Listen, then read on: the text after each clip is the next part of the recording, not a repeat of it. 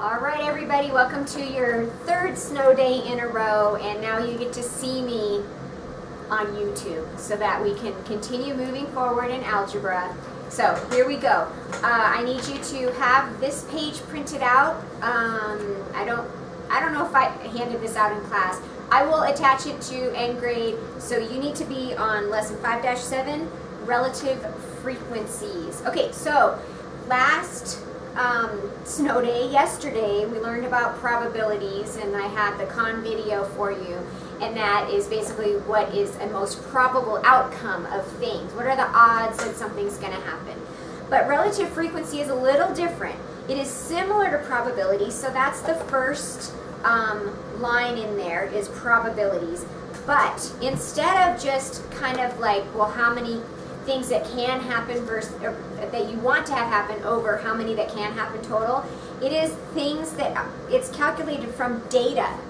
So you actually do the thing and then find out how often that happened. So it's from data, not assumptions. Assumptions are assuming something will happen a certain way.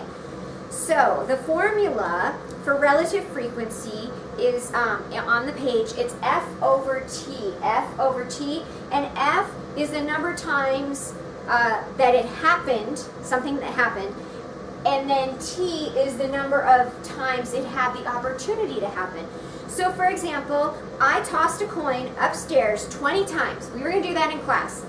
And then you were going to tell me the relative frequency that it landed on heads. Well, when I tossed my little penny, it landed on heads 11 times, and it landed on tails 9 times.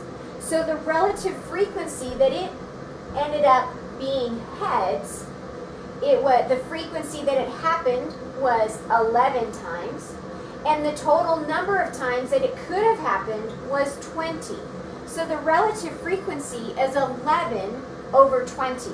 And then I used my calculator. I did 11 divided by 20 to get a decimal, and I got 0.55. So it happened about 55% of the time I got heads. Now the probability from last lesson that it would have landed on heads was 50%, right? It should be 50%, but we also know that you're going to have some error. And so you could do it 1,000,000 times and it's going to be right about 50%. But when you only do it 20 times, it's not going to be exactly. So you see how they can be different, but it's based on real data.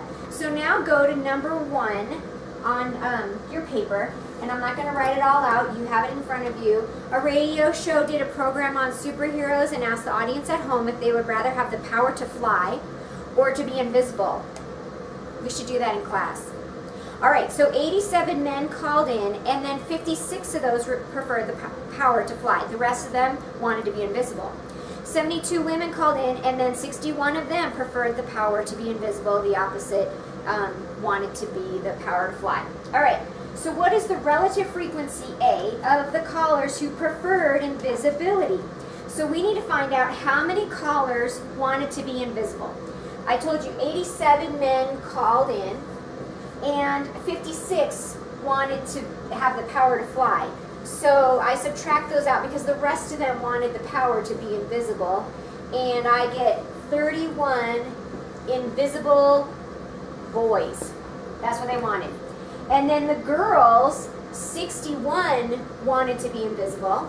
So this is invisible girls. We'll go ahead and add that up, and that'll be the total callers that wanted to be invisible. The total callers was 92 that wanted to be invisible. And so that goes on the top because that's the frequency of something that happened that we want to have happen over the total number of chances that it could have happened, and that would be the total number of callers altogether. So I'm going to do 87 plus 72 because that's how many men plus how many women, and I'm going to tell you that that is 159 total people. So out of all those people, 92 wanted to be invisible. So it's 92 over 159. We use our calculators, and we would come up with 0.579, and we change that to a percent, and we could say that would be 57.9% of the people preferred to be invisible instead of having the power to fly. All right, so let's do the relative frequency of male callers. And that would be the same thing. It would be male callers over female callers, and I need the eraser. So, the number of male callers, good thing we don't have to do any math on that one. They already told us that there were 87. And how many total callers? Well, we already did that too. It's still 159. Use your calculator. You're going to have 0.547. Change that into a percentage. 54.7% of the callers were male. All right, that's the relative frequency. Let's go to number 2. A multiple choice question on a test has 4 possible answers. 12 students answered A, 5 students answered B, 5 students answered C, and 1 student answered D. What is the relative frequency of students who answered B or C? Okay, so the number of students that answered B or C. We had 5 that answered B and 5 that answered C. Remember, we have this F over T, and so it's going to be 10 because 10 of them answered B or C. And how many total students are there? We add them up. 12 plus 5 plus 5 plus the 1 student who answered D is going to give us 23 students total. 10 divided by 23 is 0.434, and that's going to be 43.4%. 43.4% of the students answered B or C. That should give you a good start to be able to do lesson 5-7.